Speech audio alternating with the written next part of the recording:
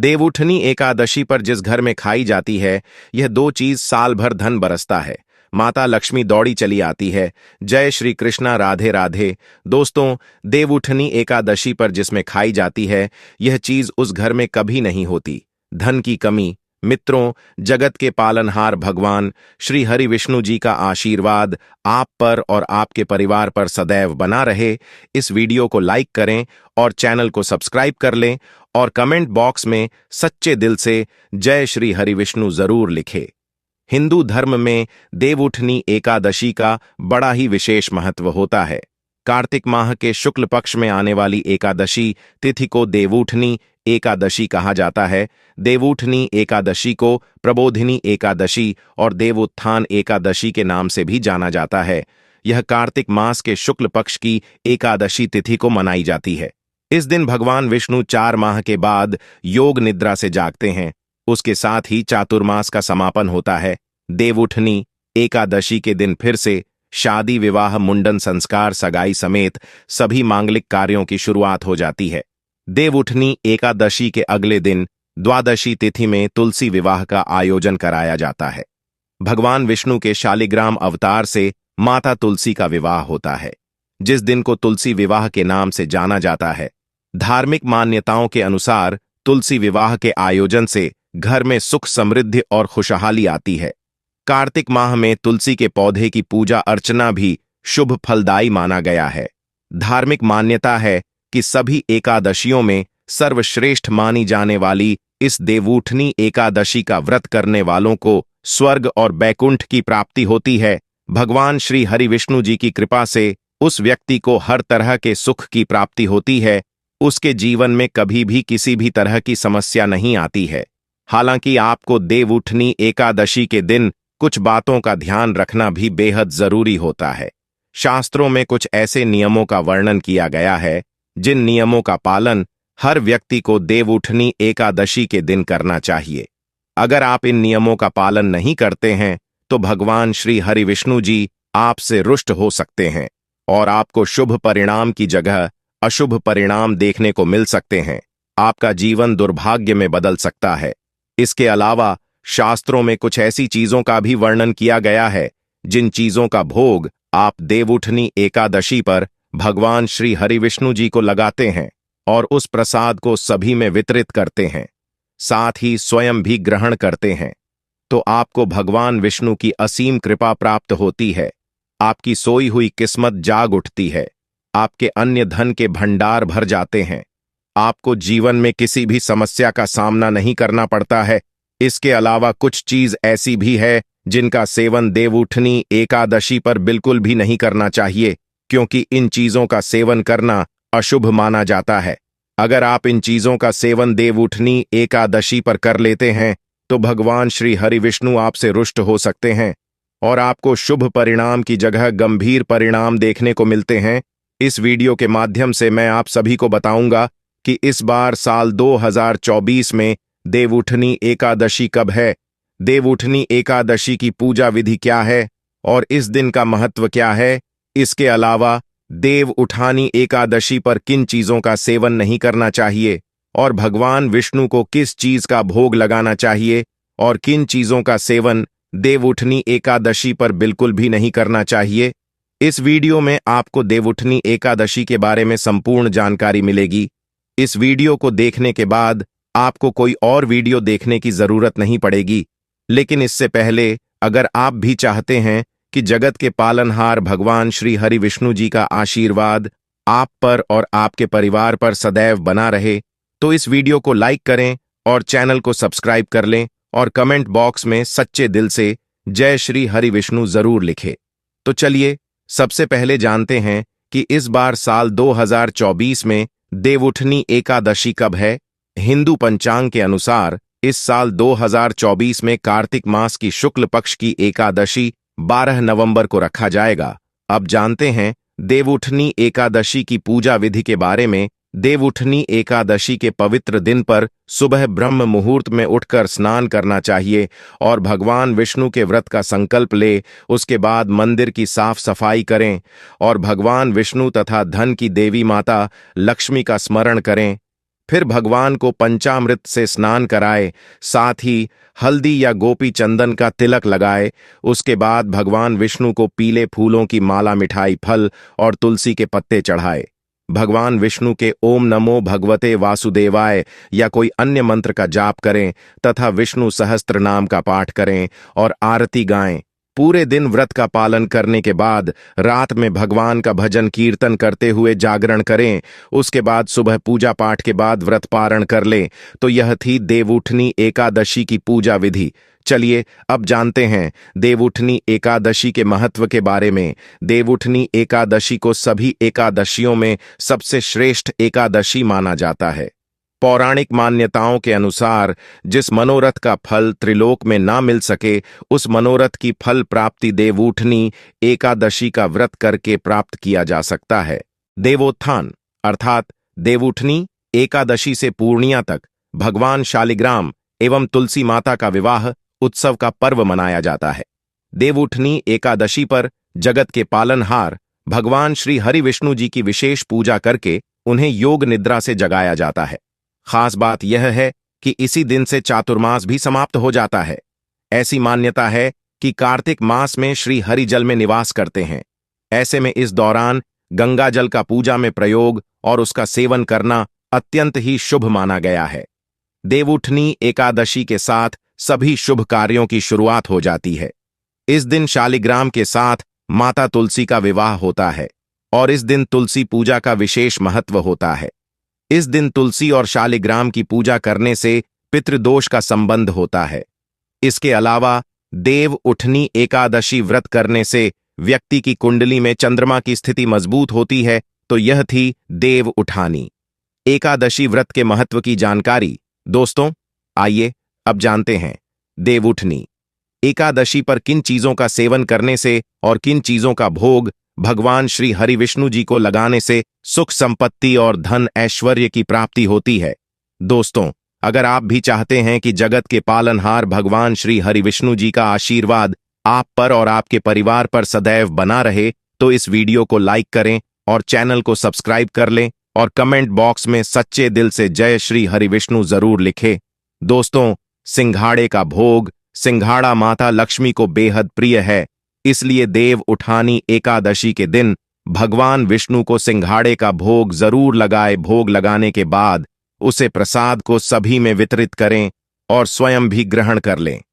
ऐसा कहा जाता है कि भगवान विष्णु को सिंघाड़े का भोग लगाने से माता लक्ष्मी बेहद प्रसन्न होती है और साधक को माता लक्ष्मी की असीम कृपा प्राप्त होती है, जिससे साधक के अन्य धन के भंडार भर जाते हैं। तिल का भोग धार्मिक मान्यताओं के अनुसार देवउठनी एकादशी के पवित्र दिन पर भगवान श्री हरि विष्णु जी को दिल का भोग लगाने से व्यक्ति को सभी पापों से छुटकारा मिल जाता है। इस दिन तिल का विशेष महत्व बताया गया है, इसलिए इस दिन तिल का दान जरूर करें। ऐसा करने से व्यक्ति कभी भी नरक में नहीं जाता है। गन्ने का भोग देवउठानी एकादशी के दिन तुलसी विवाह भी होता है, इसलिए गन्ने का मंडप बनाकर पूजा की जाती है और भगवान विष्णु को भोग भी लगाया जाता है। धार्मिक मान्यताओं के अनुसार ऐसा कहा जाता है कि भगवान विष्णु को गन्ने चढ़ाने से सुख शांति की प्राप्ति होती है। साथ ही जीवन में किसी भी प्रकार की समस्या का सामना नहीं करना पड़ता है। केले का भोग भगवान विष्णु को केले बहुत प्रिय है, इसलिए जब भगवान योग निद्रा से जागते हैं तो उन्हें केले का भोग लगाया जाता है। इससे धन में वृद्धि होती है और सभी समस्याओं से भी छुटकारा मिल सकता है। इसके अलावा आपको देवउठनी एकादशी पर केले के पौधे की पूजा अर्चना भी करनी चाहिए। आपको देवउठनी एकादशी पर केले के पौधे की पूजा अर्चना भी करनी चाहिए। ऐसा करने से साधक को भगवान श्री हरि विष्णु और माता लक्ष्मी जी की विशेष कृपा प्राप्त होती है और जीवन में कई तरह के शुभ फलों की भी प्राप्ति होती है। पंचामृत का भोग धार्मिक मान्यताओं के अनुसार भगवान विष्णु की पूजा में पंचामृत होना बेहद जरूरी होता है। बिना पंचामृत के भगवान विष्णु को भोग नहीं लगाया जाता है। इसलिए देवउठनी एकादशी तिथि के दिन भगवान श्री हरि विष्णु को दूध, शहद, घी और शक्कर से बने पंचामृत का भोग अवश्य लगाए। इससे सौभाग्य की प्राप्ति हो सकती है और साधक की सोई हुई किस्मत जाग उठती है। पंजीरी का भोग देवउठनी एकादशी के दिन भगवान विष्णु को पंजीरी का भोग जरूर लगाए। ऐसा कहा जाता है कि पंजीरी का भोग भगवान विष्णु जी को अति प्रिय है और इन चीजों का भोग लगाने से व्यक्ति को मनवांछित फलों की प्राप्ति हो सकती है और परिवार में खुशियों का आगमन होता है। पंजीरी का भोग लगाने से अशुभ ग्रहों के बुरे प्रभाव से छुटकारा भी मिलता है। गुड़ का भोग, मान्यताओं के अनुसार भगवान विष्णु को गुड़ बेहद प्रिय है, इसलिए भगवान विष्णु जी को देवउठनी एकादशी पर गुड़ का भोग अवश्य लगाना चाहिए। ऐसा करने से साधक को लाभ होता है, साथ ही सौभाग्य में वृद्धि होती है। मिश्री और पीली मिठाई का भोग देवउठनी एकादशी के दिन भगवान विष्णु को पीले रंग की मिठाई और मिश्री का भोग जरूर लगाना चाहिए। पीला रंग भगवान विष्णु का प्रिय रंग है। माना जाता है कि मिश्री और पीली मिठाइयों के भोग से भगवान विष्णु की अनंत कृपा प्राप्त होती है और जीवन में तरक्की के नए नए मार्ग खुलते हैं। मखाने और साबूदाने की खीर देवउठानी एकादशी के दिन भगवान विष्णु को मखाने या साबूदाने की खीर का भोग लगाना चाहिए। खीर प्रभु श्री हरि विष्णु को बेहद प्रिय है। खीर का भोग लगाने से भगवान विष्णु भक्तों पर असीम कृपा करते हैं। दूध का भोग ऐसा कहा जाता है कि अगर किसी व्यक्ति की कुंडली में चंद्रमा की स्थिति कमजोर है तो उसे देवउठनी एकादशी के दिन भगवान विष्णु जी को दूध का भोग अवश्य लगाना चाहिए। ऐसा करने से धन और मन दोनों में विस्तार होगा और व्यक्ति की सभी परेशानियां भी दूर हो जाएंगी। केसर से बने मिठाई का भोग भगवान विष्णु को केसर की मिठाई अत्यधिक प्रिय है। ऐसे में देवउठनी एकादशी के दिन केसर युक्त चीज श्री हरि को जरूर अर्पित करें। जो साधक ऐसा करते हैं उन्हें सुख, शांति और धनेश्वरी की प्राप्ति होती है। इसके अलावा देवउठनी एकादशी पर भगवान विष्णु को सफेद रंग का भोग लगाए दिन खीर या सफेद रंग की कोई भी मिठाई का भोग लगाने से श्री हरि विष्णु प्रसन्न होते हैं। भगवान विष्णु के भोग में तुलसी का उपयोग करें, क्योंकि विष्णु भगवान को तुलसी अति प्रिय है। भगवान विष्णु को भोग लगाते समय तुलसी का उपयोग करना ना भूले। धार्मिक शास्त्रों के अनुसार भगवान विष्णु तुलसी के बिना भोग ग्रहण नहीं करते हैं। साथ ही भगवान के भोग में सिर्फ सात्विक चीजों का प्रयोग करना चाहिए। भोग में प्याज तथा लहसुन का प्रयोग वर्जित होता है, क्योंकि यह सात्विक आहार में नहीं आता है। इसके अलावा भगवान विष्णु के भोग में तीखी चीजों के इस्तेमाल से बचना चाहिए और भगवान को भोग लगाने के बाद भोग को कुछ देर पूजा स्थल में ही रखें। भोग लगाने के बाद भगवान को प्रणाम कर थोड़ी देर के लिए वहां से हट जाना चाहिए। भगवान के भोग के साथ एक लौटा जल भी रखना चाहिए। इसके अलावा भगवान को भोग लगे हुए भोजन का थोड़ा सा हिस्सा निकालकर गाय को जरूर खिलाना चाहिए। उसके बाद ही उसे भोग को प्रसाद के तौर पर बांटना चाहिए। धार्मिक ग्रंथों के अनुसार गाय को माता का दर्जा दिया जाता है और गाय को भोजन खिलाने से पितृदोष से मुक्ति मिलती है। तो यह थी वह चीज जिनका भोग भगवान विष्णु को लगाने से आपको भगवान विष्णु और माता लक्ष्मी की असीम कृपा प्राप्त होती है। चलिए अब जानते हैं देवउठनी एकादशी पर किन चीजों का सेवन भूलकर भी नहीं करना चाहिए। चावल देवउठानी एकादशी के दिन किसी भी व्यक्ति को भूल से भी चावल नहीं खाने चाहिए। चावल से बनी चीजों से भी इस दिन दूर ही रहना चाहिए। ज्योतिष शास्त्र का कहना है कि चावल खाने से मन और शरीर स्थिर नहीं रहता है। चावल को हवश्य अन्न कहा जाता है। इसे देवताओं का भोजन माना गया है। ऐसे में इस दिन चावल खाने से व्यक्ति के सारे पुण्य नष्ट हो जाते हैं। जौ देवउठनी एकादशी तिथि पर जौ और सिफली को खाना भी वर्जित माना जाता है। इसके अलावा देवउठनी एकादशी के दिन लहसुन और प्याज के सेवन से भी बचना चाहिए, क्योंकि यह दोनों तामसिक भोजन में आते हैं। यदि आपने व्रत नहीं भी रखा है तो कोशिश करें कि सात्विक भोजन ही करें। इस दिन मांस, मदिरा और अन्य तीखी व मसालेदार चीजों का सेवन भी नहीं करना चाहिए। देवउठनी एकादशी के दिन पूरी तरह से सात्विक भोजन करना चाहिए। पान देवउठनी एकादशी के दिन भगवान नारायण को पान अर्पित किया जाता है।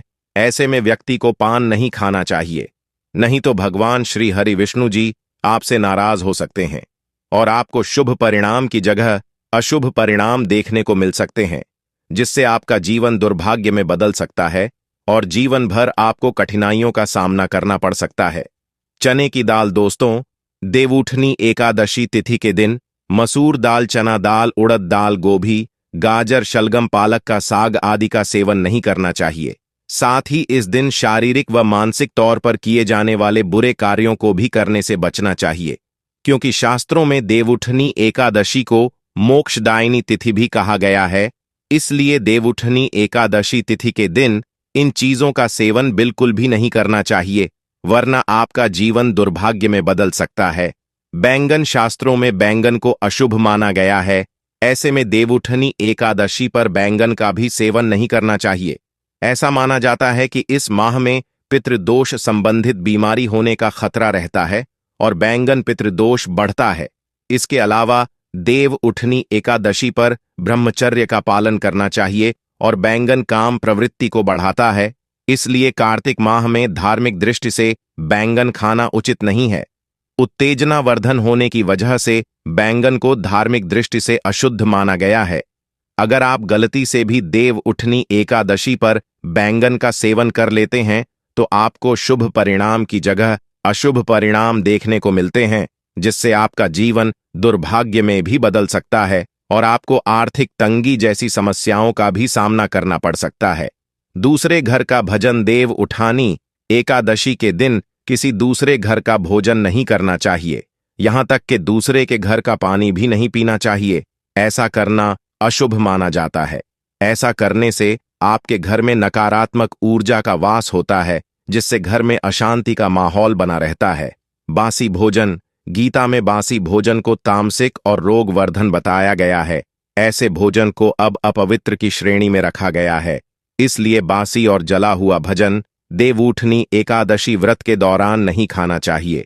अगर आप व्रत नहीं भी रख रहे हैं तब भी आपको देवउठनी एकादशी पर बासी भोजन नहीं खाना चाहिए। भक्तों, साल की सबसे बड़ी एकादशी और सबसे चमत्कारिक एकादशी देवउठनी एकादशी को ही कहा जाता है। कहा जाता है कि यह एकादशी 24 एकादशी में सबसे श्रेष्ठ मानी जाती है और इस दिन किया गया कोई भी उपाय कभी भी निष्फल नहीं जाता, मतलब हमेशा लाभ ही प्रदान करवाता है। भक्तों, देवउठनी एकादशी की रात तुलसी में एक चीज जरूर बांध देना चाहिए। साथ में भक्तों, देवउठनी एकादशी के दिन गौ माता को एक चीज जरूर ही खिलाना चाहिए। और साथ में हम आपको बताएंगे कि जो भी भक्त सच्ची हृदय से, सच्चे मन से देवउठनी एकादशी के दिन यह एक चीज का लगा तो उसके घर में जमकर धन दौलत आती है, सुख समृद्धि आती है, हर मनोकामना और इच्छा पूरी होती है। भक्तों, अगर आज की वीडियो आपने पूरा देख लिया तो मन कर चलिए, आपका दुर्भाग्य को आज हम समाप्त करवा देंगे। क्योंकि जो भी भाई बहन, माता बहन इस वीडियो को सच्चे हृदय से माता रानी के लिए पूरी सच्ची निष्ठा से देखते हैं और वीडियो को लाइक करते हैं, चैनल को सब्सक्राइब करते हैं और कमेंट बॉक्स में जय भगवान विष्णु लिखते हैं, जय माता लक्ष्मी की जय लिखते हैं, तो उनके जीवन में कभी कोई कष्ट और दुख दर्द, कोई भी तरह का राहु दोष, पितृदोष हमेशा के लिए खत्म हो जाते हैं, यानी कि नष्ट हो जाते हैं और सभी देवी देवताओं की कृपा बरसती है। भक्तों, आप सभी को हम बारी बारी से सभी जानकारी देते हुए चलेंगे, इसलिए आप वीडियो को पूरा ही देखें, आधा अधूरा ना देखें। कई लोग होते हैं जो वीडियो को काट काट कर देखते हैं, बीच बीच में से देखते हैं और फिर ऐसे व्यक्ति को जीवन में कभी सफलता हासिल भी नहीं हो सकती। जो व्यक्ति वीडियो को बीच बीच से देखता है, कट कट कर देखता है, उनको सही जानकारी प्राप्त नहीं हो पाती है। वह आधे जानकारी के मुताबिक गलत कार्य कर बैठते हैं, जिनसे उन्हें परिणाम भी गलत ही प्राप्त होते हैं और फिर वह व्यक्ति कभी भी सुख और खुशी नहीं रह पाते हैं। भक्तों, इसलिए आप वीडियो को पूरा ही देखा करें। भक्तों, चलिए सबसे पहले हम आपको बता देते हैं कि देवउठनी एकादशी की डेट टाइम क्या है, फिर हम आपको बड़ी बड़ी सभी जानकारी बताते हुए चलेंगे और यह भी बताएंगे कि वह कौन सी चीज है जो हमें देवउठनी एकादशी के दिन जरूर ही खा लेनी चाहिए। भक्तों, हर साल कार्तिक माह के शुक्ल पक्ष की दशमी तिथि के अगले दिन देवउठनी एकादशी मनाई जाती है। इस साल 12 नवंबर 2024 को देवउठनी एकादशी का व्रत रखा जाएगा। हर साल कार्तिक माह के शुक्ल पक्ष की दशमी तिथि के अगले दिन देवउठनी एकादशी मनाई जाती है। इस साल 12 नवंबर 2024 को देवउठनी एकादशी का व्रत रखा जाएगा। इस दिन हर्षण योग और सर्वार्थ सिद्धि योग का संयोग बन रहा है। इस योग में विष्णु जी की पूजा करने से साधक को मनोवांछित फलों की प्राप्ति होती है। इस दौरान मां लक्ष्मी की पूजा करना और भी लाभकारी माना जाता है। दोनों की साथ में पूजा करने से वैवाहिक जीवन में सुख समृद्धि का वास होता है। हिंदू धर्म में देव उठनी एकादशी को बेहद खास माना जाता है, क्योंकि इस दिन भगवान विष्णु 4 माह के लंबे योग निद्रा से जागते हैं। भगवान विष्णु के योग निद्रा से जागने के बाद एक बार फिर शादी, विवाह, सगाई व मुंडन जैसे मांगलिक कार्य शुरू हो जाते हैं। इसे देवोत्थान और देव प्रबोधिनी एकादशी भी कहा जाता है। इस दिन विष्णु जी की पूजा पूरे विधि विधान से करनी चाहिए, इससे वह प्रसन्न होते हैं। ऐसे में देव उठनी एकादशी की पूजा विधि के बारे में जानते हैं। देव उठनी एकादशी तिथि 2024 कार्तिक माह में आने वाली शुक्ल पक्ष की एकादशी तिथि की शुरुआत 11 नवंबर को शाम 6:46 से होगी। इस तिथि का समापन अगले दिन 12 नवंबर को दोपहर बाद 4:04 पर होगी। दोस्तों, चलिए अब देवोत्थान एकादशी के नियम के बारे में जानते हैं। मित्रों, देव उठनी एकादशी पर केवल निर्जल या जलीय पदार्थों पर ही उपवास रखना चाहिए। अगर रोगी, वृद्ध, बालक या व्यस्त व्यक्ति हैं तो केवल एक वेला का उपवास रखना चाहिए। इस दिन चावल और नमक से परहेज करना चाहिए। भगवान विष्णु या अपने इष्ट देव की उपासना करें। तामसिक आहार, प्याज, लहसुन, मांस, मदिरा या बासी भोजन का सेवन बिल्कुल न करें। आज के दिन ओम नमो भगवते वासुदेवाय नमः मंत्र का जाप करना चाहिए। देवोत्थान एकादशी की पूजा विधि: इस दिन गन्ने का मंडप बनाएं और बीच में चौक बनाएं। चौक के मध्य में चाहे तो भगवान विष्णु का चित्र या मूर्ति रख सकते हैं। चौक के साथ ही भगवान के चरण चिन्ह बनाए जाते हैं जो ढके रहने चाहिए। भगवान को गन्ना, सिंघाड़ा और फल मिठाई अर्पित किया जाता है। फिर घी का एक दीपक जलाएं, इसे रात भर जलने दें। फिर भोर में भगवान के चरणों की विधिवत पूजा करें और चरणों को स्पर्श करके उनको जगाएं, कीर्तन करें, व्रत उपवास की कथा सुनें। इसके बाद से सारे मंगल कार्य को विधिवत शुरू किए जा सकते हैं। कहते हैं कि भगवान के चरणों को स्पर्श करके जो मनोकामना मांगते हैं वह पूरी हो जाती है। देव उठने के बाद तुलसी विवाह: भगवान विष्णु के योग निद्रा से जागने के बाद उनके शालिग्राम स्वरूप का तुलसी से विवाह कराया जाता है। भगवान विष्णु को तुलसी सर्वाधिक प्रिय है। इस दिन मात्र तुलसी में जल अर्पित करने से भाग्य को प्रसन्न किया जा सकता है। इसके पीछे प्रकृति के संरक्षण और वैवाहिक सुख की भावना होती है। जो लोग इसे संपन्न करते हैं उन्हें वैवाहिक सुख प्राप्त होता है। एकादशी के दिन यथाशक्ति अन्न दान करना चाहिए, लेकिन किसी और का दिया हुआ अन्न नहीं खाना चाहिए। किसी कारणवश निराहार रहकर व्रत करना संभव ना हो तो एक बार भोजन करें। इस दिन दूध या जल का सेवन कर सकते हैं। एकादशी व्रत में शकरकंद, कुत्तूम, दना, नारियल, काली मिर्च, सेंधा, नमक, दूध, बादाम, अदरक, चीनी आदि पदार्थ खाने में शामिल कर सकते हैं। एकादशी का उपवास रखने वालों को दशमी के दिन मांस, लहसुन, प्याज, मसूर की दाल आदि निषेध वस्तुओं का सेवन नहीं करना चाहिए। एकादशी के दिन प्रातः लकड़ी का दातुन ना करें। इस दिन वृक्ष से पत्ता तोड़ना वर्जित है, अतः स्वयं गिरा हुआ पत्ता लेकर सेवन करें। नींबू, जामुन या आम के पत्ते लेकर चबा लें और अंगुली से कंठ साफ कर लें। यदि यह संभव ना हो तो पानी से 12 बार कुल्ले कर लें। एकादशी 11 के दिन व्रतधारी व्यक्ति को गाजर, शलजम, गोभी, पालक इत्यादि का सेवन नहीं करना चाहिए। एकादशी पर श्री विष्णु की पूजा में मीठा पान चढ़ाया जाता है, लेकिन इस दिन पान खाना भी वर्जित है। फलों में केला, आम, अंगूर, बादाम, पिस्ता इत्यादि अमृत फलों का सेवन करें। सूखे मेवे जैसे बादाम, पिस्ता आदि का सेवन किया जा सकता है। एकादशी तिथि पर जौ, बैंगन और सेम फली नहीं खानी चाहिए। इस व्रत में सात्विक भोजन करें। मांस, मदिरा या अन्य कोई भी नशीले पदार्थ का सेवन नहीं करें। प्रत्येक वस्तु प्रभु को भोग लगाकर तथा तुलसी दल छोड़कर ग्रहण करना चाहिए। देव उठनी एकादशी के दिन क्या न करें? देव उठनी एकादशी के दिन भगवान विष्णु निद्रा से जागते हैं और इसी के साथ सारे शुभ कार्य शुरू होते हैं। ऐसा कहा जाता है कि देव उठनी एकादशी पर दोपहर में नहीं सोना चाहिए। धार्मिक ग्रंथों में कहा गया है कि इस दिन भगवान विष्णु की भक्ति में लीन रहना चाहिए। देव उठनी एकादशी के दिन किसी भी व्यक्ति को भूल से भी चावल नहीं खाना चाहिए। चावल से बनी चीजों से भी इस दिन दूर ही रहना चाहिए।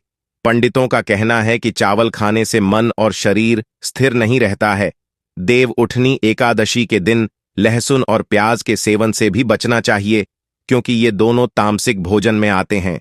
यदि आपने व्रत नहीं भी रखा है तो कोशिश करें कि सात्विक भोजन ही करें। देव उठनी एकादशी के दिन व्रतधारी को किसी के प्रति द्वेष की भावना नहीं रखनी चाहिए।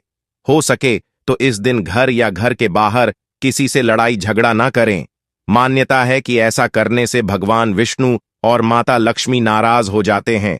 इस दिन अगर आप बूढ़े बुजुर्गों की सहायता करते हैं तो ऐसा करने से भगवान विष्णु और माता लक्ष्मी प्रसन्न होती हैं। इसलिए बुजुर्गों का अपमान न करें और उन्हें दुत्कारे नहीं।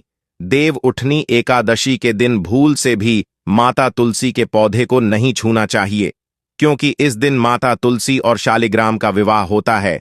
इसलिए इस दिन तुलसी नहीं तोड़नी चाहिए। ऐसी भी मान्यता है कि एकादशी के दिन तुलसी पर जल नहीं चढ़ाना चाहिए, क्योंकि तुलसी उपवास रखती हैं और इससे उनका उपवास टूट जाएगा। देव उठनी एकादशी के दिन क्या करें? देव उठनी एकादशी वाले दिन सुबह उठकर स्नान करें। उसके बाद सूर्य देव को अर्घ देकर एकादशी व्रत का संकल्प करें। जीवन में सुख समृद्धि बनी रहे, यह सभी चाहते हैं, तो आप इस दिन भगवान विष्णु को दूध में केसर डालकर उनका अभिषेक करें। अंत में श्री हरि की आरती करें। इस उपाय को करने से श्री हरि प्रसन्न होते हैं। आपको जीवन में सफलता मिले, इसके लिए आप इस दिन भगवान विष्णु की विधि विधान से पूजा करें, दान पुण्य करें। सौभाग्य प्राप्ति के लिए स्त्रियां इस दिन व्रत रखती हैं। हो सके तो व्रत वाले दिन आप विष्णु सहस्त्र का पाठ करें। देव उठनी एकादशी पर भगवान विष्णु को सफेद रंग का भोग लगाएं। इस दिन खीर या सफेद रंग की कोई भी मिठाई का भोग लगाने से श्री हरि विष्णु प्रसन्न होते हैं। देव उठनी एकादशी वाले दिन आप निर्जला व्रत रखें, लेकिन अगर आप गृहस्थ जीवन में हैं तो फलाहारी उपवास रख सकती है। इस दिन ब्राह्मणों को दान दक्षिणा देकर उनसे आशीर्वाद प्राप्त करें। देव उठनी एकादशी पर तुलसी पर चढ़ाएं। इस रंग के वस्त्र हिंदू धर्म में सभी देवी देवता को पूजा करने के साथ भोग और वस्त्र आदि चढ़ाने की परंपरा है। ठीक उसी तरह तुलसी को भी मां लक्ष्मी का स्वरूप माना जाता है, इसलिए उन्हें भी वस्त्र अर्पित किए जाते हैं। तो आप भी लाल रंग के वस्त्र तुलसी के पौधे में चढ़ाएं, क्योंकि लाल रंग की चुनरी चढ़ाना लाभकारी माना जाता है। ज्योतिष शास्त्र के लिहाज से लाल रंग मंगल का प्रतिनिधित्व करता है। शास्त्रों के अनुसार देव उठनी एकादशी के दिन तुलसी माता को लाल रंग के वस्त्र चढ़ाना चाहिए। ऐसे में अगर किसी के कर्मों के कारण मुंह से अपशब्द भी निकल रहे होते हैं तो उन्हें भी ये लाल वस्त्र रोक लेते हैं। इसके साथ ही धन संपदा सुख समृद्धि की प्राप्ति होती है। पीले रंग के वस्त्र पहने एकादशी के दिन भगवान विष्णु का आशीर्वाद पाने के लिए नहाने के पानी में एक चुटकी हल्दी डालकर स्नान करें और उसके बाद पीले रंग के वस्त्र पहने। ऐसा करने से भगवान विष्णु की कृपा बनी रहती है। कैरियर में होगा सुधार। अगर आपके भी कैरियर में बाधा आ रही है तो देव उठनी एकादशी के दिन भगवान विष्णु को केसर वाले दूध से अभिषेक करें। ऐसा करने से सारी परेशानियां दूर हो जाती हैं। विवाह के योग्य अगर किसी व्यक्ति को विवाह से जुड़ी परेशानियों का सामना करना पड़ रहा है तो वह देव उठनी एकादशी के दिन विष्णु की पूजा के दौरान केसर हल्दी या पीले चंदन का तिलक करें। उसके बाद भगवान विष्णु को पीले रंग के फूल अर्पित करें। ऐसा करने से विवाह के योग शीघ्र बनते हैं। मिलेगी कर्ज से मुक्ति। कर्ज से मुक्ति पाने के लिए देव उठनी एकादशी के दिन पीपल के पेड़ पर जल चढ़ाना चाहिए। इसके बाद शाम को पेड़ के नीचे दीपक जलाएं। मान्यता है कि इन उपायों को करने से व्यक्ति को जल्द ही कर्ज से मुक्ति मिल सकती है। धन की कमी नहीं होगी। कार्तिक माह में तुलसी की पूजा करने का खास महत्व है। देव उठनी एकादशी के दिन तुलसी के पौधे में गन्ने का रस मिलाकर चढ़ाएं। इसके बाद देसी घी का दीपक जलाकर तुलसी माता की आरती करें। ऐसी मान्यता है कि ऐसा करने से व्यक्ति को कभी धन की कमी नहीं होता है और जीवन से सभी कष्ट भी दूर होते हैं। भक्तों, अभी तक आपने जय मां लक्ष्मी जय भगवान विष्णु ना लिखा हो तो जरूर लिख दीजिए। चलिए भगवान विष्णु के लिए आप ऐसी गलती भूलकर भी ना करें। आपका यह गलती भगवान विष्णु को क्रोधित कर सकती है, इसलिए ऐसी गलती भी नहीं करना चाहिए। भक्तों, और कमेंट बॉक्स में आप अपनी राशि जरूर डाल दीजिएगा, क्योंकि हम राशि से जुड़ा भाग्य भी बताते हैं, इसलिए कमेंट बॉक्स में आप अपनी राशि जरूर ही डाल दीजिए। चलिए आगे जान लेते हैं कौन सी गलतियां भगवान विष्णु को क्रोधित कर सकती हैं। इसलिए आप ऐसी गलती भूल कर भी ना करें, भूल से भी ना करें। पहला, दोपहर में नहीं सोए। 4 माह के लंबे समय के बाद भगवान विष्णु योग निद्रा से बाहर आते हैं। ऐसे में हमें दोपहर में नहीं सोना चाहिए और प्रभु का कीर्तन भजन करना चाहिए। इससे माता लक्ष्मी प्रसन्न होती हैं और धन की प्राप्ति होता है, और सोना अशुभ और भगवान का अनादर माना जाता है। दूसरा, चावल का सेवन नहीं करें। पौराणिक मान्यताओं और कहानियों में एकादशी के दिन चावल खाने की मनाही है। ऐसी मान्यता है कि इस दिन चावल खाने वाला व्यक्ति रेंगने वाला जीव बनता है, इसलिए चावल, मांस, मदिरा इत्यादि का सेवन एकादशी के दिन नहीं करें। साथ ही लहसुन, प्याज से भी परहेज करना चाहिए। किसी को भला बुरा नहीं बोले। देव उठनी एकादशी को व्रत के दौरान किसी भी व्यक्ति को भला बुरा नहीं बोले और ना ही किसी के लिए मन में बैर पाले। इस दिन अपने मन में सिर्फ और सिर्फ भगवान के प्रति आस्था और भक्ति का भाव रखना चाहिए, तब जाकर आपकी पूजा सार्थक होगी। भूलकर तुलसी का पत्ता नहीं तोड़े। तुलसी भगवान विष्णु को अत्यंत प्रिय है, ऐसे में भूलकर भी इस दिन तुलसी की पत्ती नहीं तोड़े, इससे भगवान विष्णु रुष्ट हो जाएंगे। देव उठनी एकादशी पर करें, इन चीजों का दान करें। पीले वस्त्र, मुरली, धान, गेहूं, मक्का, बाजरा, उड़द, वस्त्र, सिंघाड़ा, शकरकंदी, गन्ना, मौसमी फल, केसर, केला, हल्दी, मोरपंख और शंख आदि का दान करना शुभ माना जाता है। दान करते समय इस बात का ध्यान रखें कि इसका जिक्र किसी तीसरे व्यक्ति से गलती से ना करें, क्योंकि दान को जितना हो सके उतना छिपाकर करना चाहिए। भक्तों, यह भी जानना आपके लिए बेहद ही जरूरी और खास है कि देवोत्थान एकादशी का महत्व हमारे वेदों और पुराणों में ऐसी मान्यता है कि दिवाली के बाद होने वाली इस एकादशी के दिन ईश्वर का उत्थान होता है। इसलिए विवाह, उपनयन या गृह प्रवेश आदि जैसे सभी शुभ कार्य देवोत्थानी 11 के बाद से शुरू होते हैं। इसी कारण इस 11 के दिन तुलसी विवाह भी किया जाता है। घरों में चावल के आटे से चाक बनाया जाता है तथा बांस के छत्र, कैनोपी के बीच भगवान विष्णु की पूजा की जाती है। इस दिन पटाखे भी जलाए जाते हैं। देवोत्थानी 11 को आमतौर पर छोटी दिवाली के नाम से भी जाना जाता है। 11 के इस दिन से मंगल का संवाहक फिर से अपनी शक्ति प्राप्त करता है। कार्तिक शुक्ल एकादशी के दिन तुलसी विवाह के साथ ही घर में सभी सकारात्मक कार्य सुचारू रूप से किए जा सकते हैं। तुलसी का पौधा प्रकृति का चित्रण करने के साथ ही एक औषधीय पौधा भी माना जाने के कारण लाभप्रद होने से सभी को दान में दिया जाता है। 4 महीनों की निद्रा से भगवान विष्णु के जागने के बाद उस क्षण के बाद से सभी शुभ कार्य किए जा सकते हैं। भारतीय कैलेंडर के अनुसार एकादशी का दिन वास्तव में नीरस होने के कारण विशेष रीति रिवाजों के साथ मनाया जाता है। इस दिन से विवाह और कई अन्य शुभ कार्यक्रमों की शुरुआत होती है। इस दिन व्रत रखने का भी अत्यधिक महत्व बताया गया है। महिलाएं तुलसी विवाह के दिन अपने लन को मलमल से सजाकर इस त्योहार को भजन और गीतों के साथ मनाती हैं। दीपदान के लाभ, ऐसा कहा जाता है कि नियमानुसार देवोत्थान एकादशी भगवान विष्णु के शालिग्राम रूप और देवी वृंदा तुलसी के विवाह का दिन होता है।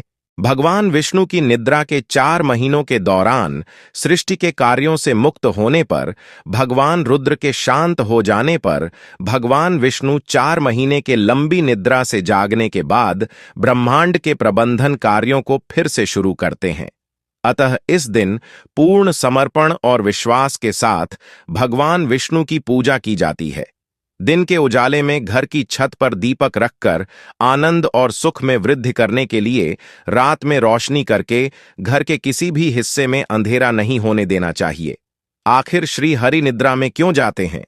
एक समय की बात है, भगवान विष्णु से उनकी प्रिया लक्ष्मी जी ने कहा, प्रभु, आप पूरे दिन जागते हैं और जब निद्रा लेते हैं तो वर्षों के लिए निद्रा में चले जाते हैं, जिससे प्रकृति का संतुलन बिगड़ जाता है। इसलिए इसे समझते हुए योजना अनुसार निद्रा ले। जिससे मेरी भी मदद हो जाए। लक्ष्मी जी की बात सुनकर भगवान विष्णु ने मुस्कुराकर उत्तर दिया, देवी, आपने सत्य और उचित ही कहा है। मेरे जागने से अन्य सभी देवताओं को और विशेष रूप से आपको मेरी सेवा के कारण विश्राम नहीं मिल पाता है।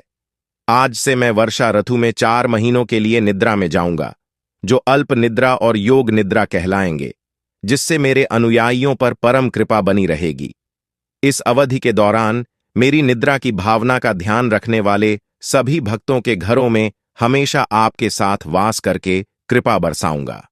तुलसी शालिग्राम विवाह कार्तिक मास में स्नान करने वाली महिलाओं द्वारा एकादशी के दिन भगवान विष्णु, जिन्हें शालिग्राम के नाम से भी जाना जाता है, और विष्णु प्रिय तुलसी का विवाह कराया जाता है।